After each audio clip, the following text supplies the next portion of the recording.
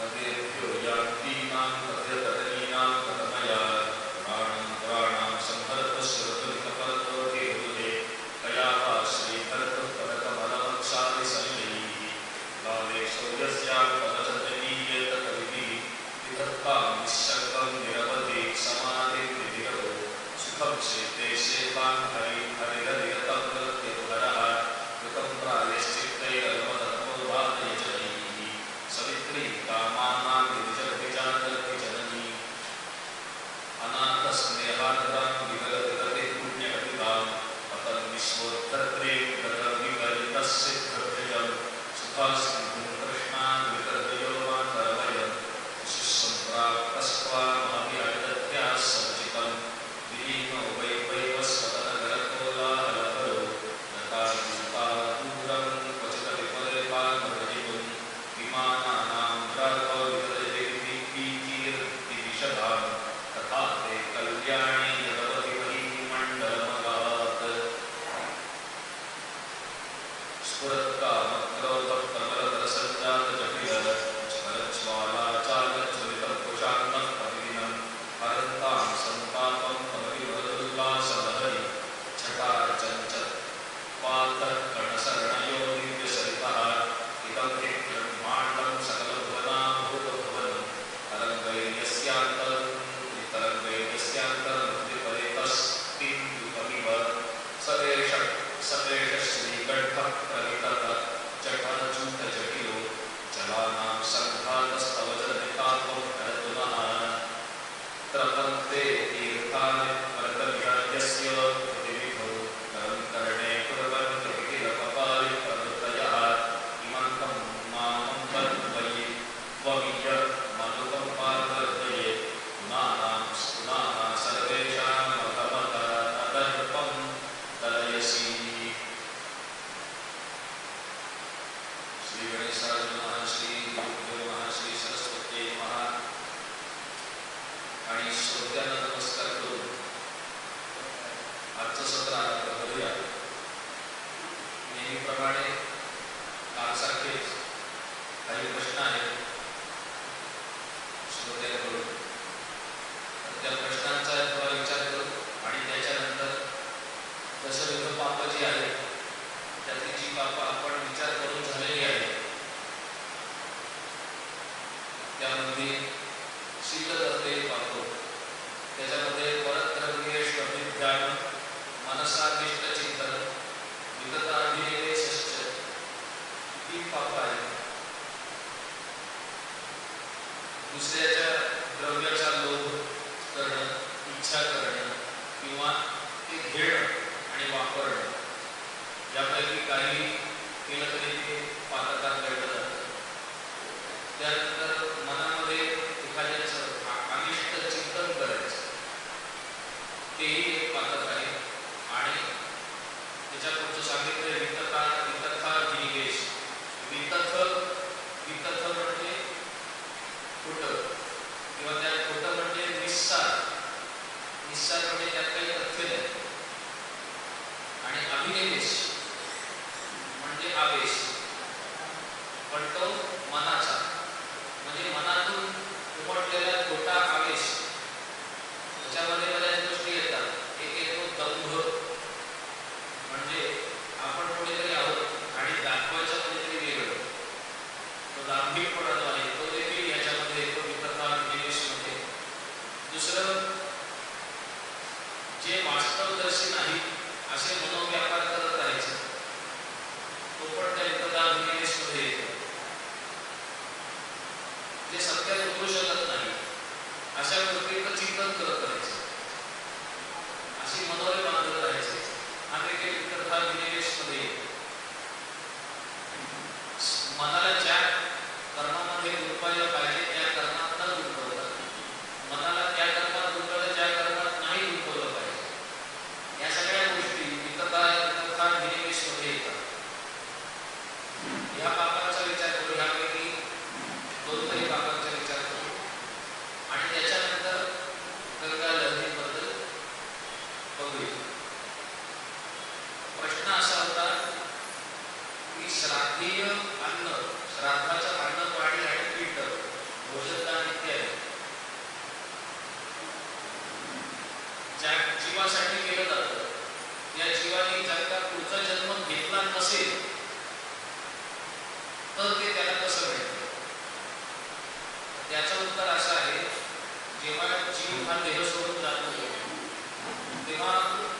वर्षभर तर त्याचा प्रवास चालू असतो,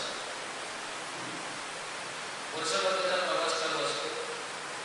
त्यामध्ये 16 नगरं लागतात, म्हणजे ट्रेनच्या भाषेत बोलायला तर 16 हॉल्ट असतात त्या प्रवासामध्ये.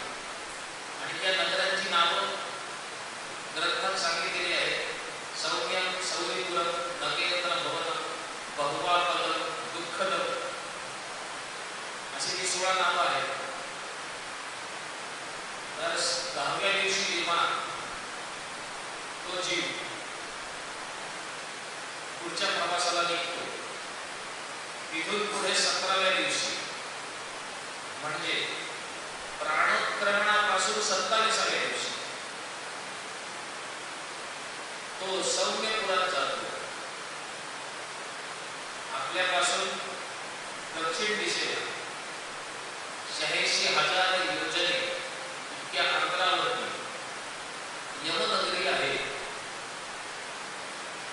आपले भारतातले प्रसिद्ध आणि विद्वान गणिती आर्यभट्ट यांनी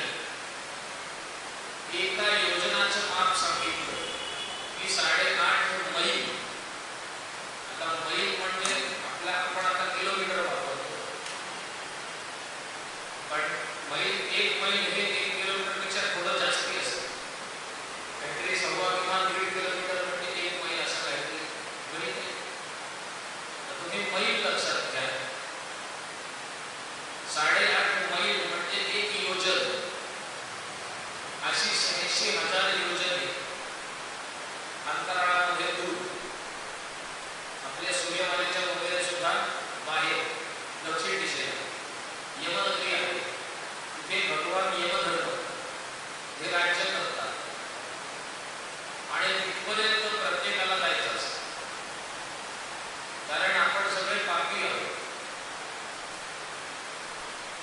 आपलं पहिल्या दिवसापासून मी हे सांगतोय की आपलं पाप काय महत्वाचं. तर आहार, निद्रा, भय, मैथुन या व्यतिरिक्त काहीतरी उद्दिष्ट आहे. ते आहे म्हणून आपल्याला मनुष्यजन्म मिळाला, आणि मनुष्यजन्म मिळाला म्हणूनच ते उद्दिष्ट प्राप्त झालं. त्याचं चिंतन, मनन आणि त्यावर काहीतरी कृती आपण जर करत नसू आणि कुटुंबाचं भरण पोषण करणं ह्यामध्ये जर का आपल्याला आपल्या आयुष्याची किती कर्तव्यता वाटत असेल, म्हणजे एक सज्जन माणूस जर का असं म्हणतो की मी आईवडिलांचा सांभाळ केला,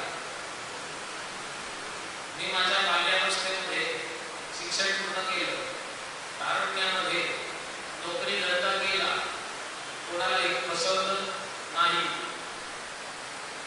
विवाह केला, संतती उत्पन्न केली, आई वडिलांच्या वार्धक्यात त्यांचा सांभाळ केला, धाकट्या भावंडांची लग्न लावली, त्यांचे संसार मार्गी लावून दिले, मुलांना शिकवून मोठं केलं, त्यांची लग्न लावून दिली, आता पुन्हा त्यांच्या नातवांना सांभाळत बसलं, आणि हे माझ्या आयुष्याचं परम उद्दिष्ट मी पूर्ण केलं, असं जर तो म्हणत असेल तर तो पापी आहे.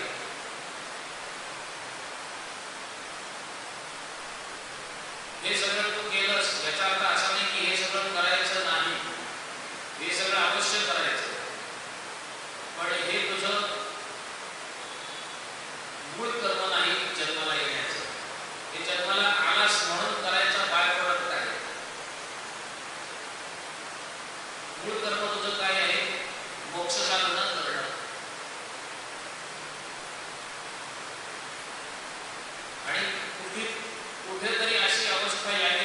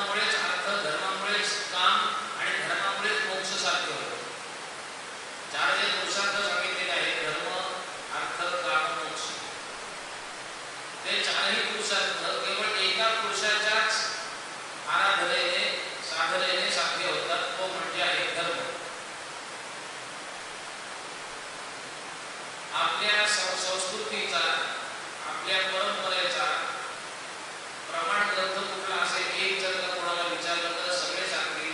आणि आम्हाला पण आमच्या मोठ्या लोकांनी सांगितलंय की भगवद्गीता हा आपल्या संस्कृतीचा प्रमाण ग्रंथ आहे, धर्मग्रंथ त्याला म्हणता येईल. म्हणजे अन्य सगळे धर्मग्रंथ आहेतच. श्रुती स्मृती पुराण. श्रुती म्हणजे वेद, स्मृती म्हणजे पाराशर स्मृती, याज्ञवल्क्य स्मृती वगैरे, दुर्मिळ स्मृती, पारस्पर सूत्र वगैरे. आणि पुराण सगळी मुख्य पुराण, 18 उपपुराण वगैरे वगैरे मिळून जी काही 108 वगैरे पुराण होतात ती सगळी. हे सगळे धर्मग्रंथ आहेतच. पण यांचा सारभूत जो धर्मग्रंथ आहे की जिथून या सगळ्यामध्ये प्रवेश होतो, भगवद्गीतेमधून धर्मामध्ये तुमचा प्रवेश होतो. भगवद्गीतेमध्ये प्रत्येक गोष्ट संक्षेपाने आणि सूत्र रूपाने आणि बीज रूपाने सांगितलेली आहे. उदाहरणार्थ एका ठिकाणी वाढदिवस साजरा होतो, म्हणजे केक कापतो. मी म्हटलं नको, मला नको. अहो गुरुजी छान आहे, त्याच्यात बाकी काय नाही. बाकी काय नाही म्हणजे काय नाही ते तुम्हाला समजलं असेल. केक मध्ये काय नाही, आपला शाकाहारी केक आहे. मी म्हटलं बरोबर आहे, शाकाहारी केक आहे, पण तो तामसी आहे. हे अन्न तमोगुणी आहे. हो, असं कुठे लिहिलंय? हा प्रश्न फार हास्यास्पद असतो. असं कुठे लिहिलंय? असं विचारायला जर का लिहिलेलं दाखवलं ना तर त्याला ते बघायची इच्छा नसते. असं कुठे लिहिलंय असं जो विचारतो त्याला जर का कोण भेटला की हे दाखवलं तुला कुठे लिहिलंय, तर त्याच्यात तेवढं साहस नसतं की ते लिहिलेलं तो बघेल. आणि बघितलं तरी त्याच्यात तेवढा निग्रह नसतो की अच्छा असं कुठे लिहिलंय हा प्रश्न विचारला आणि लिहिलं दिसल्यानंतर परत आपण जे कर्म करत होतो त्यातून परावृत्त झालो असं तर नाही दिसत. जेवढं लिहिलंय कुठे लिहिलंय? म्हटलं गीतेत लिहिलंय. काय सांगता? गीतेमध्ये केक बद्दल लिहिलंय. म्हटलं हो, गीतेमध्ये केक बद्दल लिहिलंय. म्हटलं तो श्लोक बघा, यात यापम गतरसम तूती पर्युषितम चयत, अशी जी लक्षणं सांगितलेत ती लक्षणं त्या केकला लागू होतात की नाही बघा. यात यापम म्हणजे शिजवल्यानंतर भरपूर वेळ होऊन गेलेला. यात म्हणजे वेळ, यात म्हणजे निघून गेलेली. जो जेव्हा तो शिजला त्यानंतर बराच वेळ निघून गेला. किती वेळ निघून गेलाय तुम्हाला माहिती नाही. तुम्ही त्या मॉन्जिनिसच्या केक शॉपमध्ये तो केक ज्या दिवशी घेतला त्याच्या 10-15 दिवस आधीपासून तो तिथेच काचेत आहे. गतरसम, त्यातला जो रस आहे तो निघून गेलेला आहे. म्हणजे त्याची गतरसम म्हणजे काय? आता त्याला रस म्हणजे चव. ती म्हणून केकला चव नाही का? आहे ना. ती मूळ तो जो मैदा आहे त्याची चव तुम्हाला लागतच नाही. त्यामध्ये अजून सॅक्रिन आणि साखर आणि कोको पावडर इत्यादी घालून दुसरी कुठली तरी चव तुमच्या तोंडाला लावली जाते. मूळ चव तुमच्या तोंडाला लागत नाही. ती चव गेली बेकरमध्ये जेव्हा त्यांनी भाजला तो केक बेक केला त्या क्षणी निघून गेली चव. गतरसम. तूती, तूती म्हणजे दुर्गंधी. अहो केकला कुठला दुर्गंध येते? म्हटलं आता तुम्हाला दिसत कळत नाही दुर्गंध. जेव्हा त्या पिठामध्ये यीस्ट घातलं तेव्हा जरा वास घेऊन बघितला असता तर तुम्हाला त्याची पूती म्हणजे दुर्गंधी कळली असते. पर्युषितम म्हणजे शिळ. ह्या चारही निकषांवरती तो उतरतो.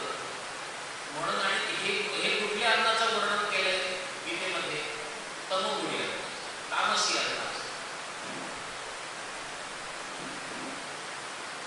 गीतेमध्ये हे करा आणि हे करू नका असं सांगितलेलं नाही.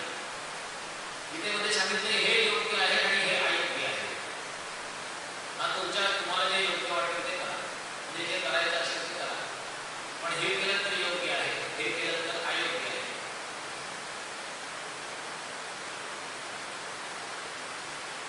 अर्जुन काय विचारतो?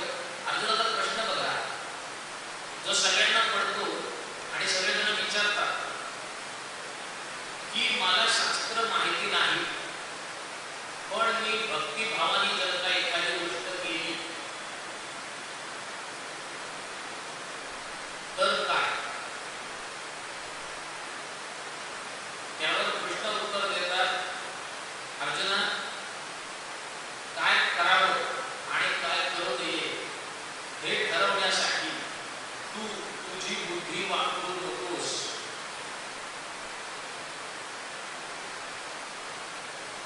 तस्मात् शास्त्रम प्रमाणन्ते कार्याकार्य व्यवस्थितो. कार्य आणि अकार्य याची व्यवस्था शास्त्राने लावून दिलेली आहे, त्याप्रमाणे कर्म. गीता तुम्हाला काय करते? शास्त्रामध्ये प्रवेश करून देते. ती शास्त्राने चालावं ही बुद्धी, ती सूचना, ही आज्ञा ही तुम्हाला भगवद्गीता देते.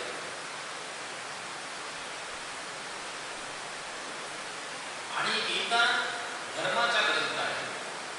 गीतेची सुरुवात कशी होते? धर्मक्षेत्र. आता कोणी म्हणाल युधिष्ठिर उवाचने होते. बरोबर आहे, युधिष्ठिर उवाचने होते. त्याचे एक कारण आहे. युधिष्ठिर उवाचने गीतेची सुरुवात का होते?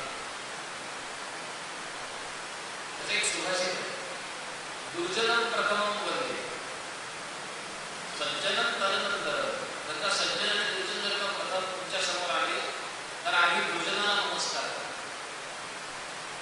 आणि मग सज्जनाशी मैत्री करून त्याच्याबद्दल त्याच्याशी वार्ता करून उर्वरित कालावधी सज्जनाशी वार्तालाप करण्यात घालवा आणि दुर्जनाला सर्वप्रथम वंदन करून त्याला बाजूला करून टाका. त्याप्रमाणे धृतराष्ट्र उवाच हा शब्द येऊन गेल्यानंतर पुन्हा धृतराष्ट्र गीतेत कुठेही येत नाही. पण तरी ध्रुव हे अक्षर जे आहे धृतराष्ट्र हे धर्माचं, धर्म ह्या धातू साधिताचा क्रियापद आहे. ध्रुव. श्लोक सुरुवात होते धर्मक्षेत्र आणि गीतेचा शेवट काय आहे? मतिर्मम. शेवटचा शब्द काय आहे? मतिर्मम.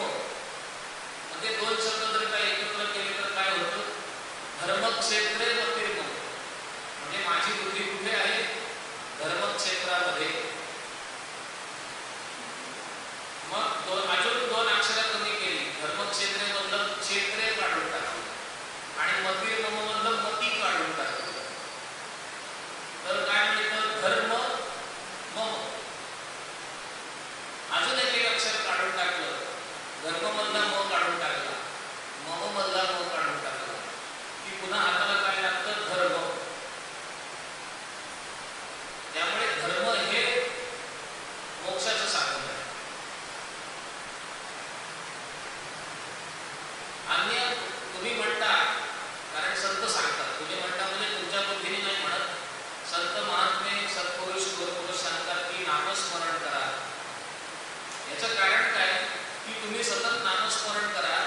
सतत नामस्मरण करून करून तुमची चित्तशुद्धी होईल आणि तुमची धर्मामध्ये प्रवृत्ती होईल. म्हणून ते सांगतात की नामस्मरण करा. तुम्हाला धर्मापासून परावृत्त करण्यासाठी, शास्त्राचे विधिनिषेध न पाळण्यासाठी, शास्त्राचे विधिनिषेध पाळायला लागू नयेत म्हणून पळवाट मिळवण्यासाठी तुम्हाला संत महात्मे सतत नामस्मरण करा असं सांगत नाही. तर ते मोक्ष धर्म आचरण जसं सांगितलं तसं केलं नाही, मोक्ष साधन केलं नाही, म्हणून आपण सगळे पापी. मग हा जो पापी आहे हा ठरलेल्या गतीप्रमाणे पुढे जातो. आधी सौम्यपुरात जातो, मग सौरीपुरात जातो. तो 30 दिवसांनी. म्हणजे 27व्या दिवशी सौम्यपुरात, 30व्या दिवशी सौरीपुरात. त्यानंतर 45व्या दिवशी नगेंद्र भवनात जातो. म्हणजे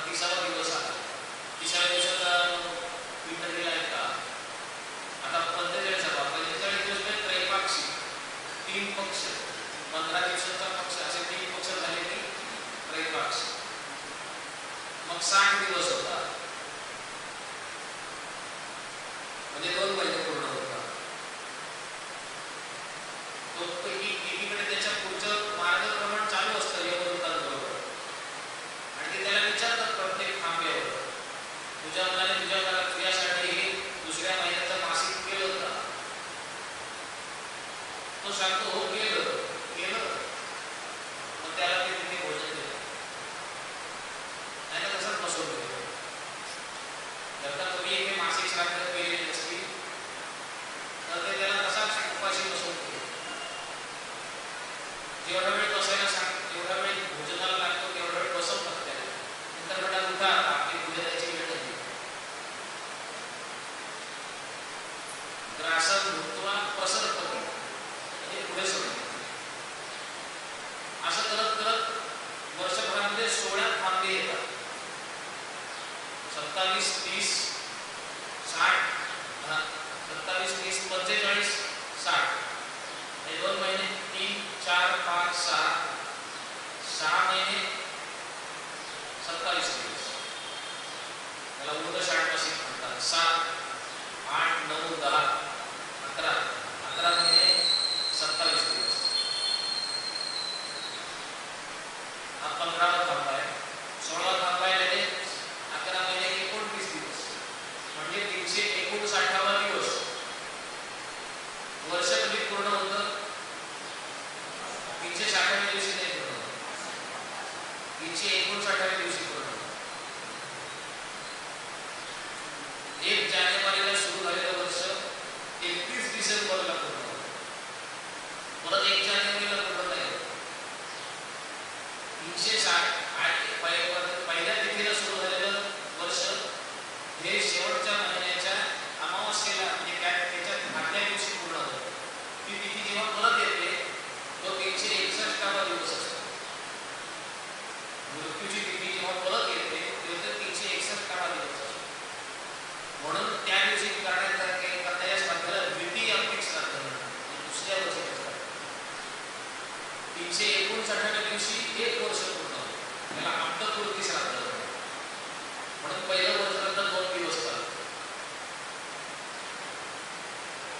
तर इथपर्यंत जो प्रवास आहे त्याला जे मिळतं, त्याला जे अन्न मिळतं ते इथे आपण दिलेल्या अन्नदात्याच्या पिंडाच्या तिथे त्याला मिळतं. पुढचा जन्म घेईपर्यंत. पण पुढचा जन्म तो यमनगरीत गेल्यानंतर त्वरित घेईलच असं नाही. त्याच्या शुभ कर्माचा हिशोब होतो. मग कोणत्या अशुभ कर्मानुसार कोणत्या नरकामध्ये त्याला शिक्षा द्यायची, कोणत्या शुभ कर्मानुसार कोणत्या स्वर्गामध्ये त्याला सुख द्यायचं आणि मिश्र कर्मानुसार त्याला पुन्हा जन्म द्यायचा, तो कसा द्यायचा याचा सगळा आधी ठरतो. त्यानुसार तेवढी वर्ष तेवढा कालावधी त्याला नरकामध्ये स्वर्गामध्ये वगैरे भोगून झाल्यानंतर मग त्याला पुढचा जन्म दिला जातो. त्यानंतर त्याची जी श्राद्ध त्याच्यासाठी केली जातात आणि तर तो ज्या अवस्थेत असेल, नरकात असेल, स्वर्गात असेल, अजून कुठे असेल, कोणत्या योनीमध्ये गेला असेल तर तिथे देखील त्याला ते श्राद्ध अन्नरूपाने प्राप्त होतं.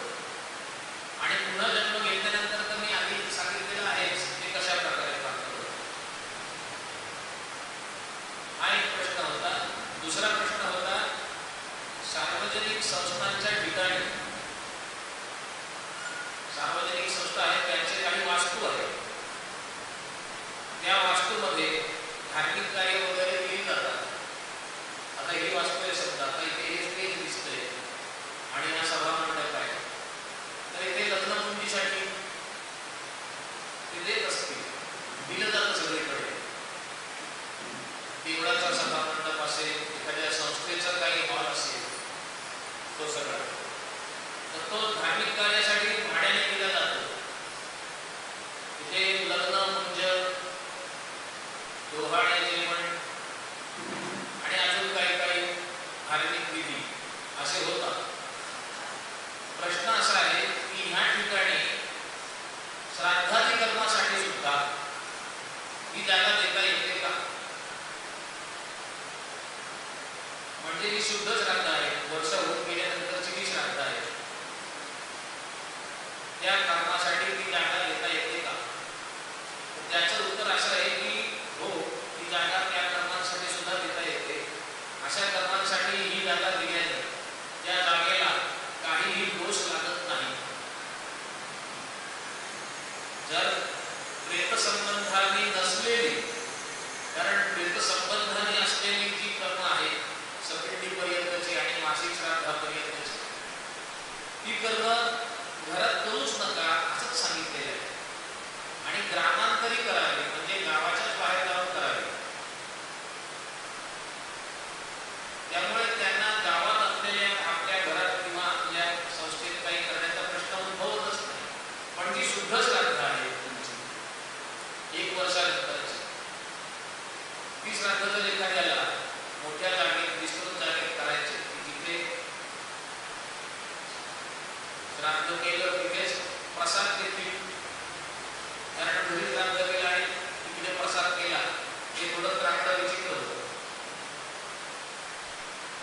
आणि त्यांनी दोष पडला की जे श्राद्धीय अन्न आहे त्या व्यतिरिक्त जर तुम्ही अभ्यागतांना काही दिलं तर अभ्यागतांना प्रसाद न घेतल्याचा दोष लागतो.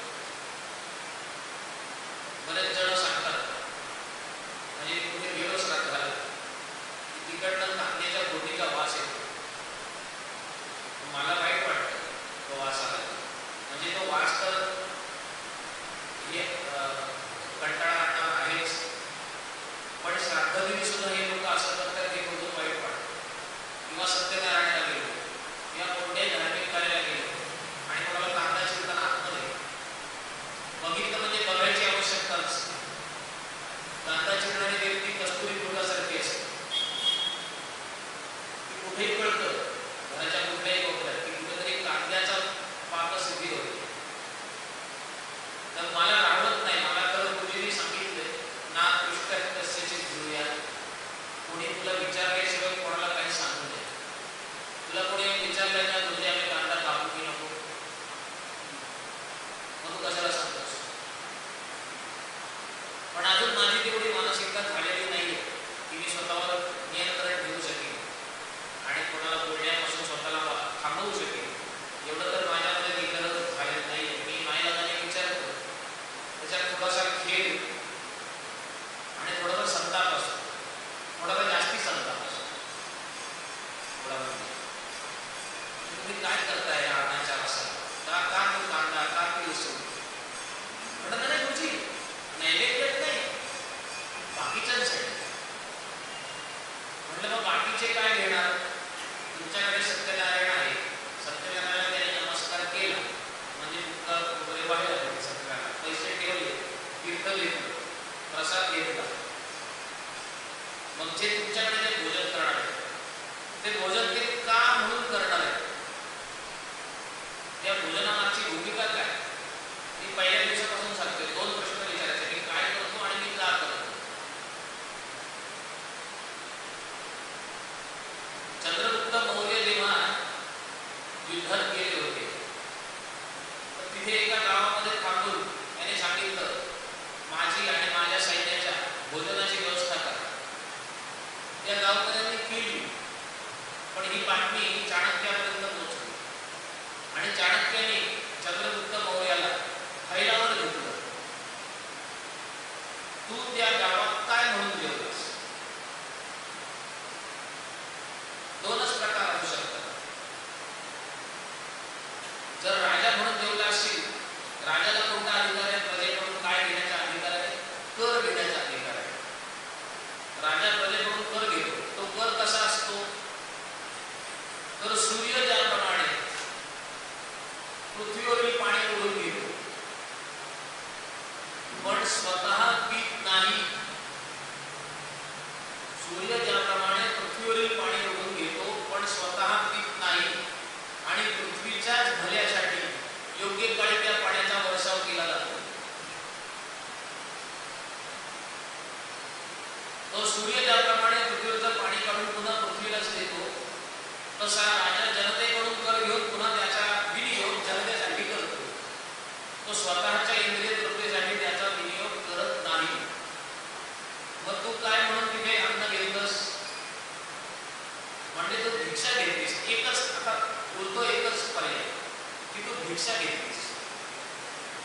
पण तू आता राजा आहेस, राजाला भिक्षा स्वीकारण्याचा अधिकार आहे का. मग तू काय घेतलंस, दान घेतलंस. दानाचा संकल्प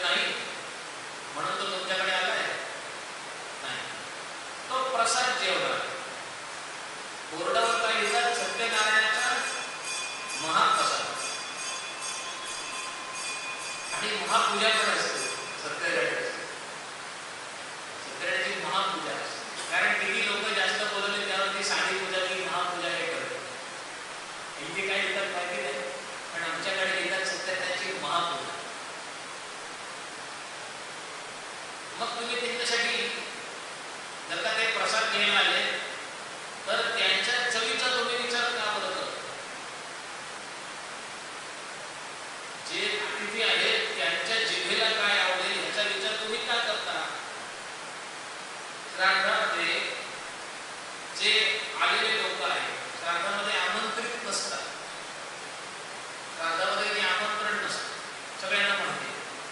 श्राद्धाच्या नंतर सांगितलं जातं की श्राद्ध आहे, त्याच्या पुढे श्राद्धाला या असं कधी सांगितलं नाही.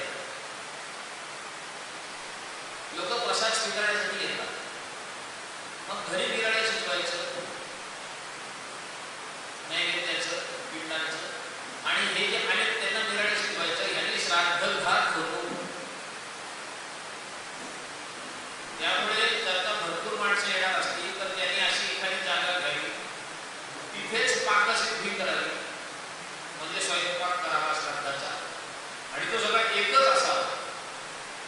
तो जो श्राद्धाचा स्वयंपाक आहे तो एकच असावा, जो पानावर वाढायचा आहे आणि जो अन्य लोकांना घ्यायचा आहे तो निराळा शिजवायचा नाही. कारण त्याचे स्पष्ट निर्देश आहेत ग्रंथामध्ये की श्राद्धाच्या दिवशी, आता वैश्वदेव कोण करत नाही हा विषय सोडा, पण तुम्ही असं गृहीत धरून चाला की ते जे कुटुंब आहे तिथे नित्य वैश्वदेव होतो.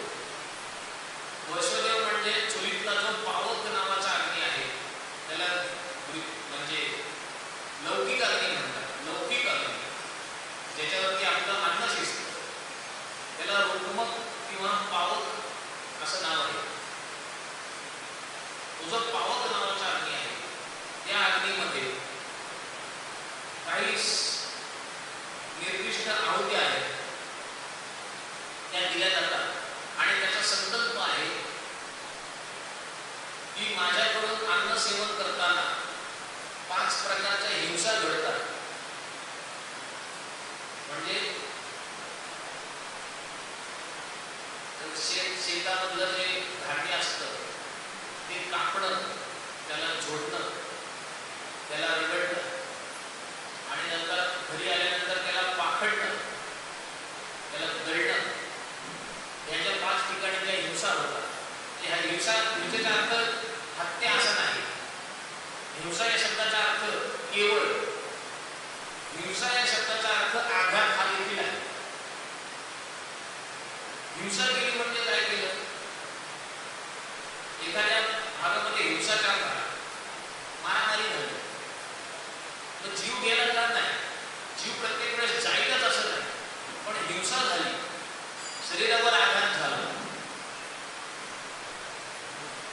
त्यामुळे 5 ठिकाणी हिंसा होते.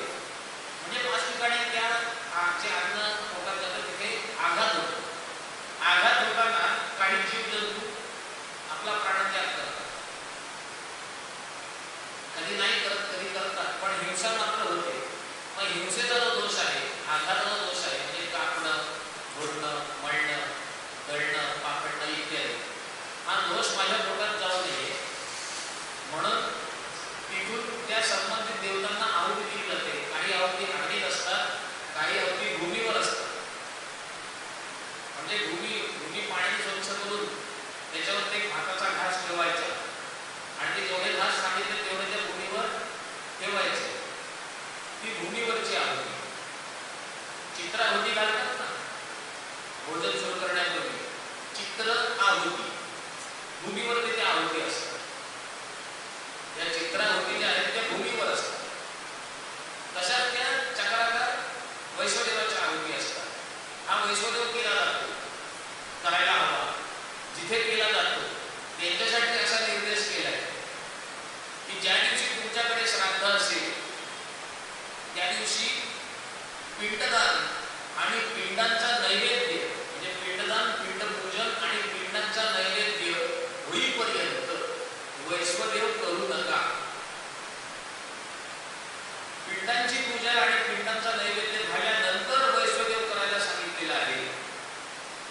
कारण पितरांना उद्देशून जो भात, जी डाळ, जी भाजी तुम्ही शिजवली, जे काही अन्न शिजवलं, त्यातून अन्य कोणत्याही कारणासाठी, श्राद्धाव्यतिरिक्त कोणत्याही कारणासाठी त्या अन्नाचा जर का तुम्ही उद्धार केला तर उरलेलं अन्न हे पितरांना प्राप्त होत नाही, ते असुरांना प्राप्त होत.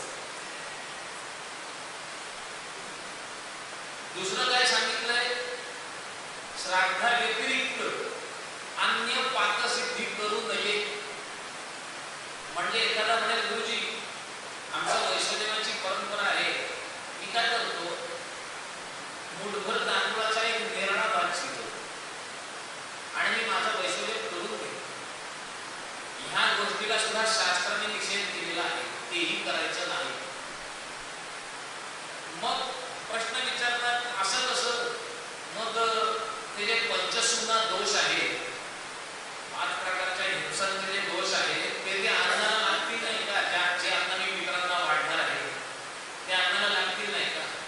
मी तर खातच ते अन्न रोज दोषयुक्त, पण पितरांना तरी शुद्ध वाढतो म्हणून मी किमान श्राद्धाच्या दिवशी तरी वैष्णदेव करतो.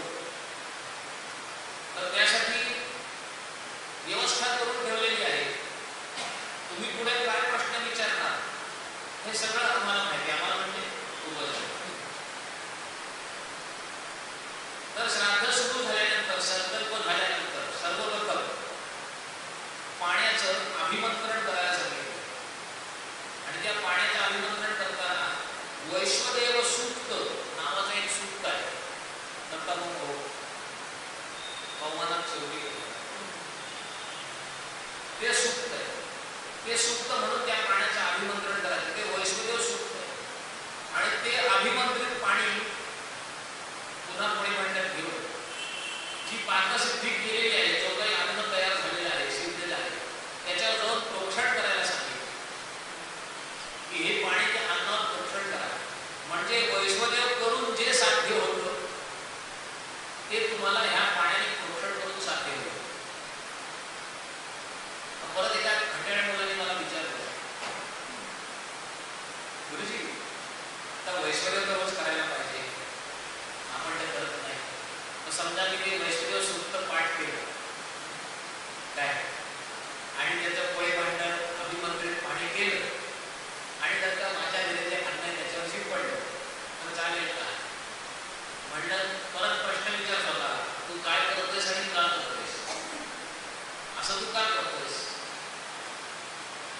तर वैष्णदेवापासून स्वतःला वाचवण्यासाठी जर का तू हे करत असशील तर मात्र ते दोषयुक्त आहे. आणि ते श्राद्धाच्या दिवशी तसा निर्देश आहे की तसंच करायचं, म्हणून तसं करायचं. त्यामुळे जर कोणी असं म्हणत असेल की मी ह्या सार्वजनिक वास्तूमध्ये, धार्मिक वास्तूमध्ये श्राद्ध करतो, तर ते शास्त्राच्या दृष्टिकोनात तर योग्य आहेच, पण आपण देखील त्याला प्रोत्साहित केलं पाहिजे, आपण त्याला पुष्टी दिली पाहिजे की चांगलं करतोय इथे श्राद्ध करतो, त्यांनी शुद्धी राहील. कारण श्राद्ध करण्या सुरू करण्यापूर्वी तो जो कर्ता असतो आणि ते गुरुजी असतात ते भूमी प्रोक्षण करायला सांगितलेले आहेच. त्याचे मंत्र आहेत, त्याने सगळ्या भूमी प्रोक्षण करायचे. सगळं भूमी प्रोक्षण करून तो त्याच्यासाठी ती भूमी शुद्ध करून घेईल.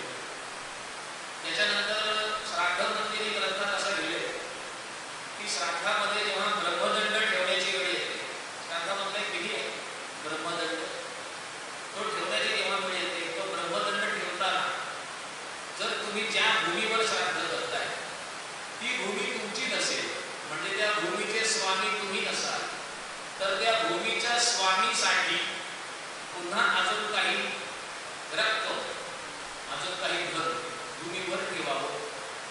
म्हणजे उदाहरणार्थ माझ्याकडे खोली छोटी आहे, माझ्या मित्राकडे मोठं घर आहे आणि त्याच्याकडे गोशाळा पण आहे, म्हणजे गोठा आहे गाईचा. आता श्राद्ध गोठ्यात करावं असं सांगितलं. उत्तम श्राद्धासाठी भूमी कोणती, जसं सत्यनारायणाने सांगितलंय गोशाळेत करावं, समुद्राकाठी करावं, नदीकाठी करावं, पिंपळाखाली करावं, वटशाळेमध्ये करावं, मंदिरात करावं. तसंच श्राद्धासाठी पण सांगितलंय मंदिर सोडून. प्रत्यक्ष जर का मंदिर असेल तर ते मात्र श्राद्धासाठी नाही सांगितलेलं प्रशस्त, पण मंदिर सोडून अन्य जी पुण्यस्थळ आहेत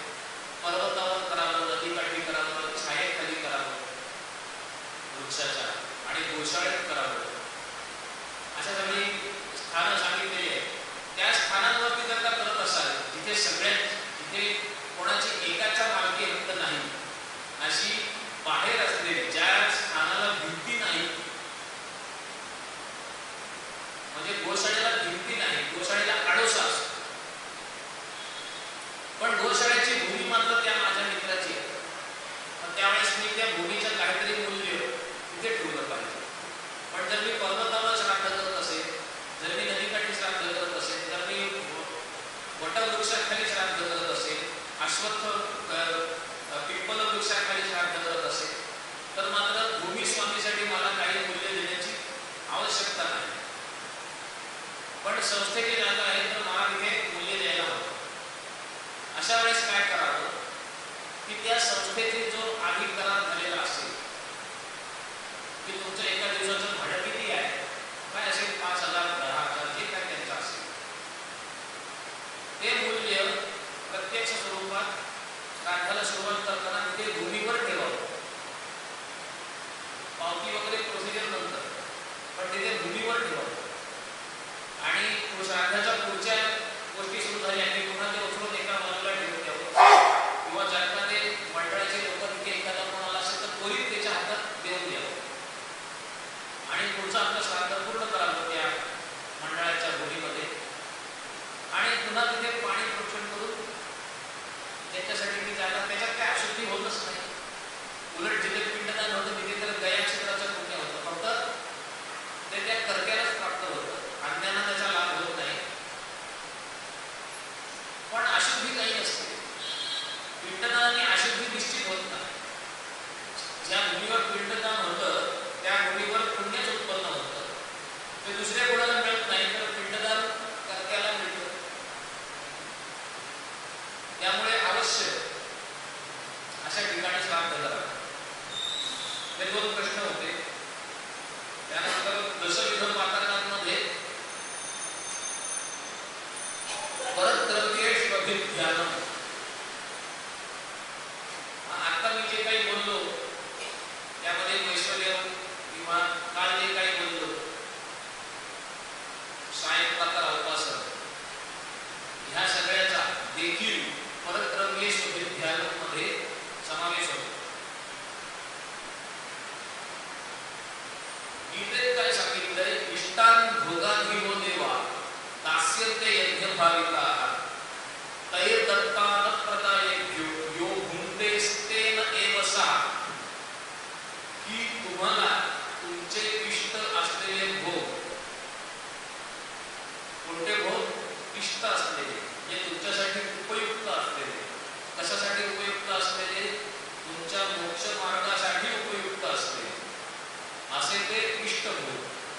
इष्टान भोगाधिवो देवा, तुम्हाला देतात. कोण देतात? देव देतात. तुम्हाला जे तुमचे इष्ट असे भोग आहेत ते तुम्हाला देव देतात. म्हणजे तुम्हाला अन्न मिळतं, तुम्हाला वस्त्र मिळतं, तुम्हाला संतती सुख मिळतं. जे काही तुम्हाला भोग मिळतात, स्त्री भोग आहे, हे सगळे जे भोग आहेत हे देव तुम्हाला प्रदान करतात. धर्माविरुद्ध भूतेषु कामोस्मी भरतर्षभ. हे अर्जुना, जो धर्माच्या अविरुद्ध आहे, धर्माच्या विरुद्ध नाही असा जो काम आहे तो मी आहे. भगवंत विभूती योगात सांगतात मी कोण आहे. म्हणजे षड्रिपू सांगितले, काम क्रोध वगैरे सांगितले ना षड्रिपू, त्याच्याबद्दल काम हा रिपू आहे असं म्हणतोय. पण तो जरी रिपू असला तरी तो जर का धर्माच्या विरुद्ध जाणारा नसेल,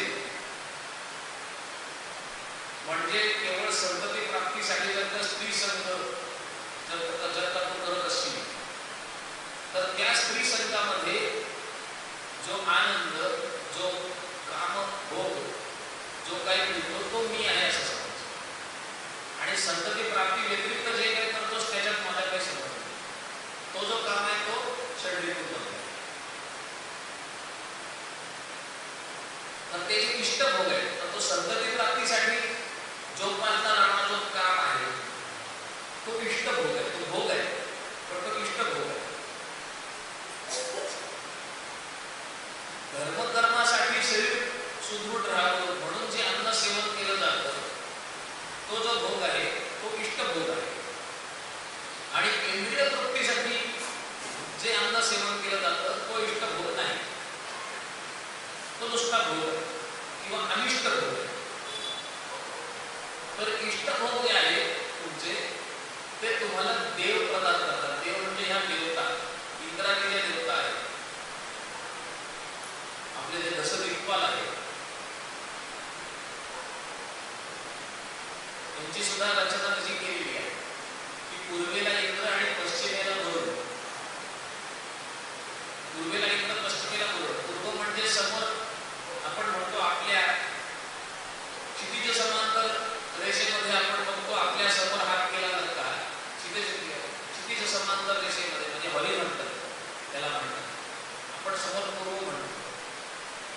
पण जेव्हा आपण पृथ्वीवरून बाहेर पडतो पूर्णपणे तेव्हा पूर्व कशी असते, तरी पूर्व वर असते. आणि पश्चिम म्हणतो आपण मागे, म्हणजे जर का समोर पूर्व असेल तर मागे पश्चिम.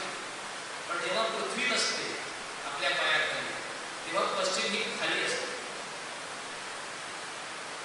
म्हणून समोर आणि मागे म्हणजे पुरस्तात आणि पश्चात अशी पूर्व आणि पश्चिम आपण ह्या भूमितलावरती आहोत म्हणून म्हणतो. पण जेव्हा दिशांचा विचार येतो तेव्हा इंद्र कुठे असतो, वरती, आणि वरुण कुठे असतो, खाली. पावसाचं जे पाणी आहे तो इंद्र आहे, कारण इंद्र बरसवतो. सगळे जे ढग आहेत ते इंद्राचे सैनिक आहेत, त्यांना संवर्धक म्हणतात.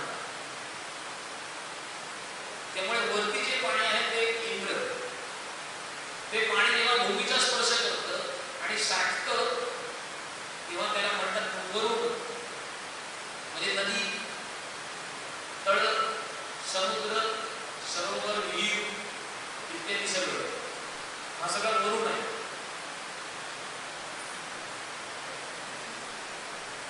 तर तुम्हाला ह्या देवता ज्या आहेत ह्या वरुण, पाऊस आणि साठवणुकीच्या रूपाने वरुण या पद्धतीने तुमचे इष्ट भोग देतात. कारण तुम्हाला पाणी हवं पिण्यासाठी, धर्मकर्मासाठी, सगळ्यासाठी. अन्नामध्ये वसू आहे, वसू ज्या देवता आहेत त्याच्यामुळे अन्न मिळतं आपल्याला. या सगळ्या देवतांमुळे एक एक गोष्ट भोग आपल्याला प्राप्त होत असतात आणि त्याची परतफेड करायची असते.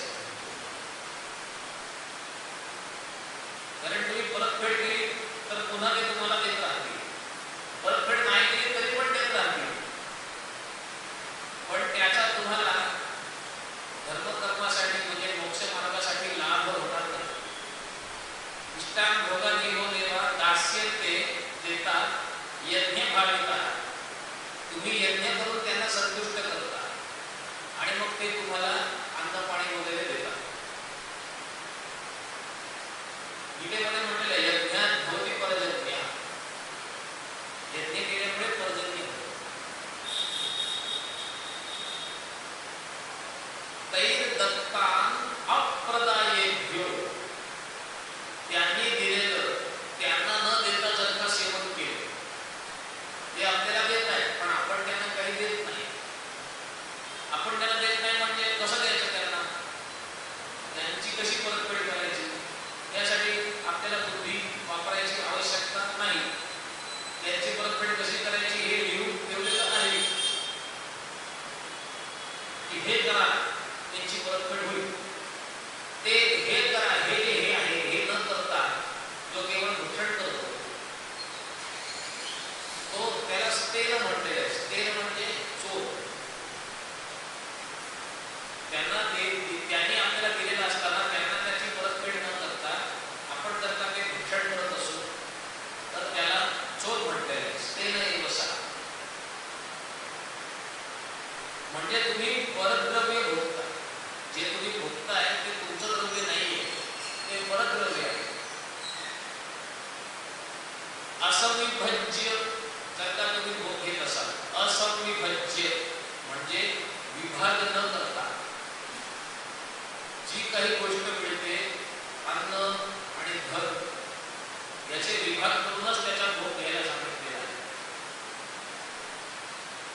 अध्यात्मामध्ये सद्गुरू सांगतात अध्यात्मामध्ये जर तुम्हाला पाऊल ठेवायचं असेल किंवा स्वतःला मी आध्यात्मिक आहे असं म्हणायचं असेल तर पहिली पायरी असते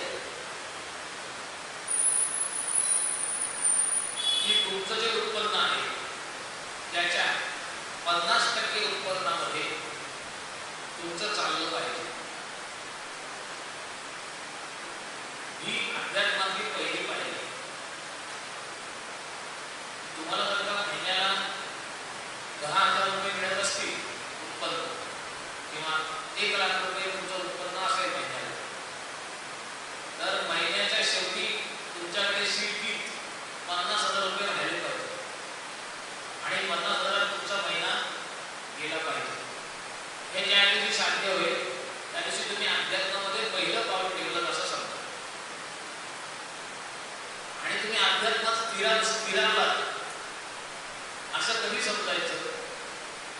जेव्हा 30% उत्पन्नामध्ये तुमचा घर खर्च आणि तुमचं सगळं चालत असेल, म्हणजे 1,00,000 रुपये जर का तुमचं उत्पन्न आहे आणि महिन्याच्या शेवटी जर तुमच्याकडे 70,000 रुपये शिल्लक राहत असतील, तर तुम्ही अध्यात्मात स्थिरावलात असं समजा.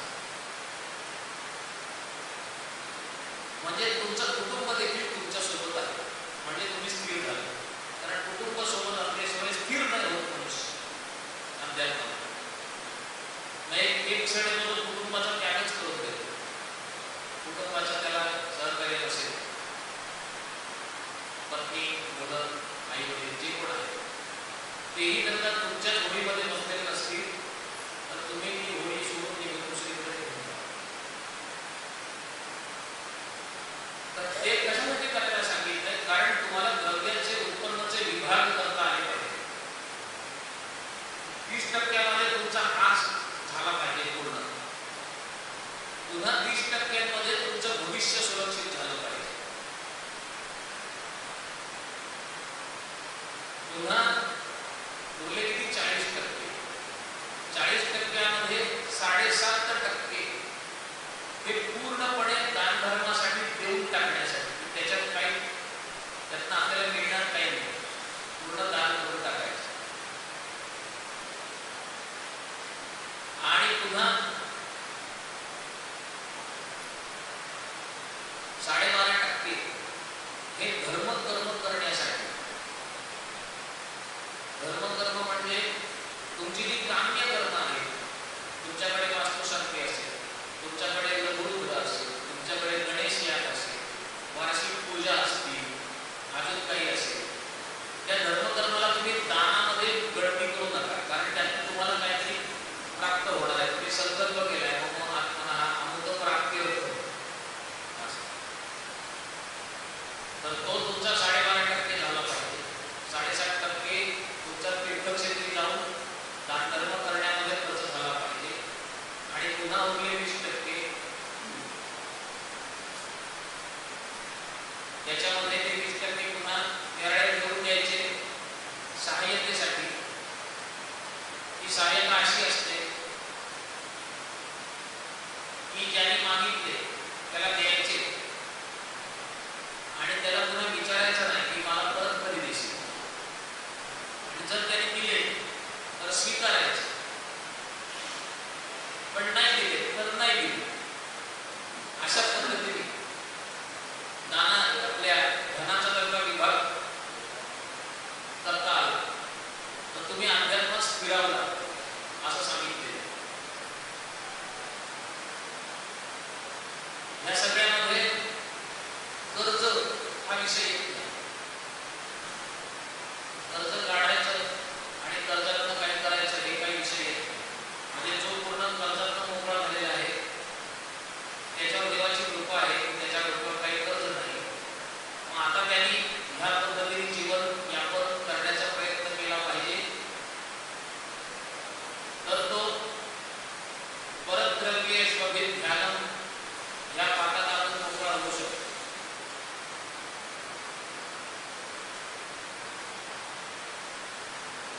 परद्रव्य म्हणजे काय? केवळ दुसऱ्याचं धन चोरणं. आता त्याबद्दल काय सांगावं? ते तर सगळ्यांना माहिती आहे. समजा चोरी करणं किंवा जे धन आपल्याला मिळण्यासारखं नाहीये त्याबद्दल अभिलाषा करणं,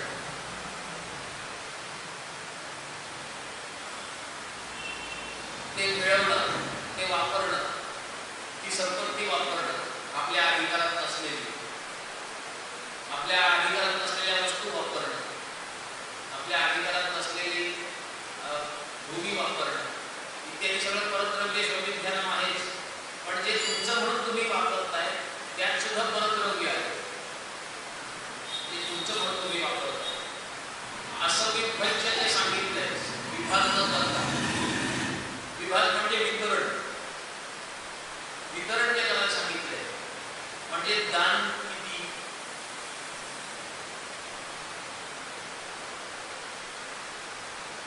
भोग किती, सहाय्यता किती, हे त्याचे वितरण.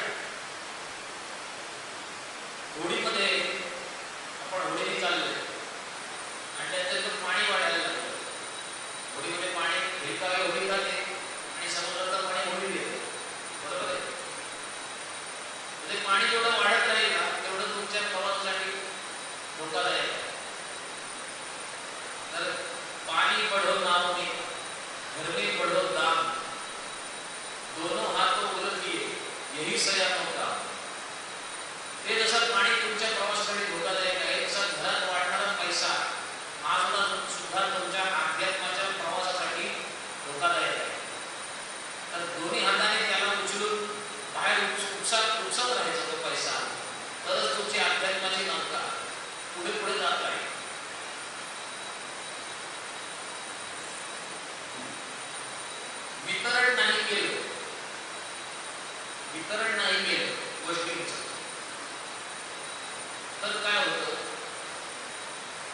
मृत्यूनंतर जेव्हा सर्वप्रथम 100 योजन विस्तीर्ण अशी वैतरणी नावाची नदी लागते, तर तिथे असं म्हटलंय ग्रंथामध्ये की तिथे वैतरणीमधून बुडवून देतात त्या प्रेताला, आणि ती जी नदी आहे ती रक्त, मांस, तूप, अस्थि यांच्या चिखलाने बनलेली आहे पूर्ण नदी, आणि ती सतत वाहते, आणि ती 100 योजन विस्तीर्णतेचं पात्र आहे, आणि त्याच्यात बुडवून त्या प्रेताला देतात.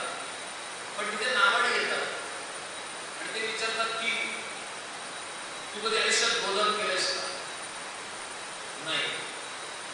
मग तू मेल्यानंतर तुझ्या मुलांनी वैतरणी गोदान केलंय का? नाही. मग म्हणून तो म्हणाला हो, मुलांनी वैतरणी गोदान केलंय. मग नावेत बस.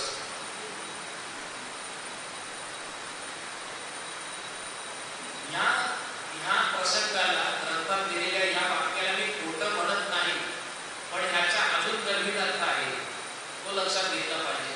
कारण वैतरणी हा शब्द वितरण ह्या शब्दापासून बनलेला आहे. त्यांनी विचारलं की तुझ्या मुलांनी तू कधी आयुष्यात गोदान केलेस का? याचा अर्थ काय की तू तुझ्या धनाचं कधी वितरण केलेस का? तू जे अन्न सेवन केलंस त्याचं कधी वितरण केलंस का? अन्नाचे पण 5 भाग करायला सांगितलेले आहे. अन्न असंच सेवन करायचं नाही. वैश्वदेवामध्ये अन्नाचे 5 भाग होतात आणि 5वा भाग आपण सेवन करतो. संन्यासी लोकांसाठी 3 भाग करायला सांगितले, पण गृहस्थाला 5 भाग करायला सांगितले. देवांना, पितरांना, ऋषींना, जीवजंतूंना आणि अतिथीला म्हणजे मनुष्याला, असे 5 जणांना देव झाल्यानंतर जे होईल ते आपण भोजन करायचं. मग ते करता न करता करता तुम्ही भोजन करताय तर तुम्ही त्या पातकाचे दोषी होताय. कोणत्या? परद्रव्येष्वभिध्यानम्. आता गंगा दशहरा व्रत केल्याने, गंगा स्तोत्र म्हटल्याने, गंगा स्तोत्र श्रवण केल्याने ह्या पापाचा नाश होतो. तुम्ही रोज गंगा स्तोत्र श्रवण करता आणि ह्या पापाचा नाश होतोय तुमचा. म्हणजे नेमका कसा नाश होतो? तर तुम्हाला हे जेव्हा कळतं की हे पाप आहे, मग तुमची चेतना त्या दृष्टीने विचार करायला लागते. तो विचार असा झाला पाहिजे की हे करायला पाहिजे आणि मी हे करत नाही. हा विचार तुमच्या मनात सतत असायला हवा. काय विचारांची दिशा काय? हे करायला पाहिजे, मी हे करत नाहीये, कधीतरी हे करण्याची शक्ती, बुद्धी मला देवाने द्यावी. ही जर का तुम्ही इच्छा ठेवली तर ह्या जन्मात सुद्धा कदाचित ते साध्य होईल. कदाचित पुढच्या जन्मात साध्य होईल की तुमचा जन्म अशा ठिकाणी होईल जिथे तुम्ही वैष्णवदेव देखील कराल आणि द्रव्याचे 5 भाग देखील कराल. आणि कुकर्म आहे त्याच्यापासून तर तुम्ही दूर आहातच. कुकर्म म्हणजे दुसऱ्याचं प्रॉपर्टी आपल्या नावावर सातबारा चढवून घेणे. केर काढता काढता तो केर असा, म्हणजे भूमी असते ना आपली, आता नाही, आता सगळे कॉन्क्रीट टाईप सगळ्या बाउंड्रीज, त्यावर काय कोणी बाउंड्री वाढवू शकत नाही आपली, आता केर काढून काढतो. पण असं होतं एक घर उंचावर आहे, एक भूमी थोडी सखल आहे, आता उंचावरचा माणूस केर काढत काढत इकडे टाकायला ते सगळं हळूहळू ही भूमी, उंच भूमी थोडी थोडी पुढे सरकत जायची हळूहळू. जेव्हा तलाठीची मोजणी येते तेव्हा फक्त अरे 3 फूट उंचवता दिसतोय आपल्या भूमीमध्ये, पण त्याचा जोशाचा आला इकडे. म्हणजे मी आपलं सहज येणारा आडनाव घेतलं पाटलाचा म्हणूया, कुलकर्ण्याचा म्हणूया, कोणाचा तरी आता इकडे. पण तर तुम्ही कुकर्म करत नाहीच आहात असं, किंवा कुठेतरी तलाठ्याला भेटून सातबारा फिरून घ्यायचा, हे तर कुकर्म तुम्ही करत नाहीच आहात. पण तुम्हाला माहीत नसलेलं काय कुकर्म ते तुम्ही त्याचा माहिती करून घेतलं, त्यातनं बाहेर पडण्याची इच्छा केली. ही जी इच्छा आहे ती गंगा तुम्हाला मदत करते. प्रज्ञेचं ज्ञान